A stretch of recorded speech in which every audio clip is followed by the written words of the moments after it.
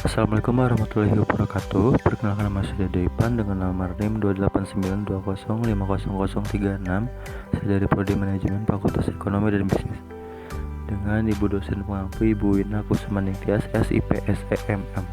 Di sini saya akan menjelaskan mengenai materi manajemen logistik.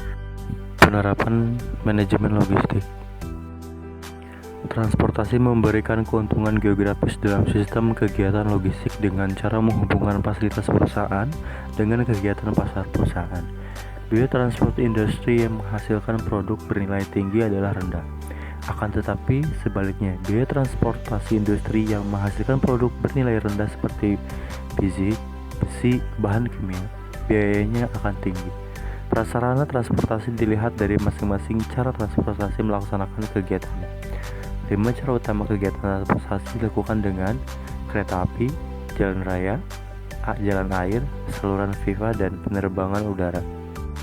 Berikut ini adalah tabel dari moda, daya angkut, ongkos per unit, kecepatan, fleksibilitas, jarak tempuh, dan keterangan dari mulai truk, kereta api, kapal, pesawat, dan melalui pipa.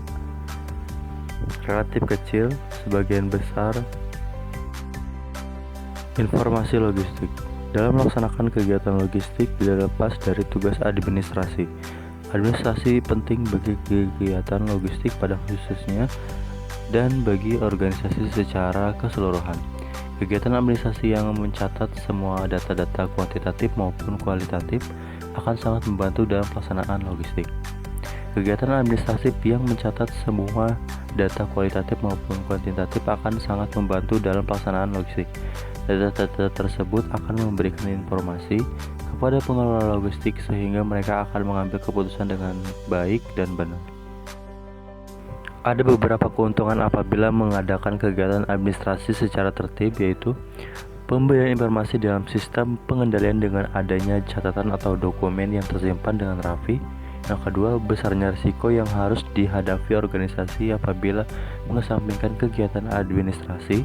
Yang ketiga, kegiatan administrasi singkat bermanfaat bagi manajer dalam mengambil keputusan. Yang keempat, kegiatan administrasi yang menyajikan statistik yang sering digambarkan dalam bentuk grafik merupakan sumber informasi yang akurat bagi organisasi yang bersangkutan.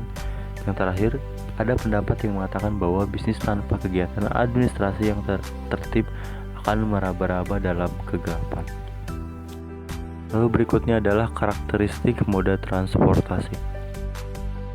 Sistem informasi transportasi adalah bagian integral dari kehidupan manusia, meskipun sebagian orang tidak menyadari betapa pentingnya transportasi. Lemahnya sistem transportasi yang dimiliki perusahaan maka akan berdampak pada terhambatnya pengiriman. Demikian juga jika indeks kemantapan jalan raya suatu daerah masih rendah, maka akan berdampak terhadap rendahnya mobilitas penduduk serta arus barang masuk dan keluar yang terhambat. Dalam bab ini akan membahas mengenai penerapan manajemen logistik dan segala sesuatu. Hubungan antara transportasi, pemasaran, dan logistik. Transportasi bertugas memindahkan produk ke pasar yang secara geografis terpisah jauh dengan produsen. Transportasi berguna untuk meningkatkan nilai tambah bagi para pelanggan, di mana produk yang akan datang harus tepat waktu, tidak rusak, dan pada jumlah yang sesuai dengan keperluan. Transportasi juga berkontribusi banyak terhadap tingkat pelayanan. Lalu selanjutnya yaitu berelasi dengan produk.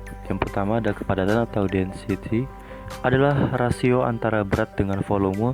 Jika tingkat kepadatannya tinggi, maka ongkos atau unitnya menjadi rendah. Misalkan produk-produk baja, makanan dalam kaleng, bahan bangunan, barang-barang curah, dan lain-lain. Sebaliknya, apabila nilai rasio rendah atau kepadatannya rendah, maka ongkos transportasi atau unit tinggi. Misal, barang elektronik, pakaian, produk mainan, barang pecah belah, dan lain-lain. Yang kedua, kemampuan muat atau stowability adalah tingkat kemampuan pengisian produk terhadap ruang yang disediakan pada kendaraan. Misal, padi, beras, biji-bijian, minyak curah, air, dan gas. Lain halnya jika mengangkut ternak, orang, mesin dapat dinyatakan memiliki stowability yang rendah karena utilisasi ruang yang tersedia pada kendaraan pengangkut. Jadi produk stowability tergantung kepada bentuk, ukuran, kerapuhan dan karakteristik fisik lainnya. Yang ketiga, kemudahan atau kesulitan penanganan atau easy or difficulty to handling. Semakin mudah dalam penanganan produk yang diangkut, ongkos transport akan semakin rendah.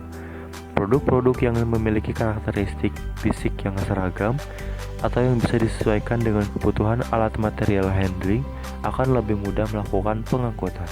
Yang keempat, keberhargaan atau liability semakin tinggi, nilai barang yang diangkut akan semakin tinggi. Ongkos atau transport barang-barang yang memiliki risiko mudah rusak dalam pengangkatan seperti komputer, perhiasan, produk-produk kenyamanan yang berharga tinggi akan mahal dalam ongkos pengangkutannya.